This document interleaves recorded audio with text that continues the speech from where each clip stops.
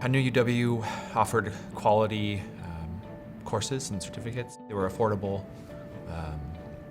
The timeline was right. The schedules were very flexible, and I knew I wanted to brush up on the skills I needed to sort of align with the career path that I wanted. That led me to pursuing the Python certificate, the big data certificate, right? Because those are like the boxes I needed to check, right? To make sure I felt good with qualifying myself as an expert in that field, right? I think what excites me most about big data is that we can now ask and answer questions that we couldn't have solved, 10 years ago, or answered like 10 years ago, you know what I mean?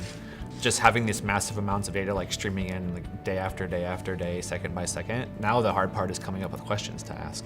For me, UW was a trusted name. I think I just was like, yeah, it's UW for me.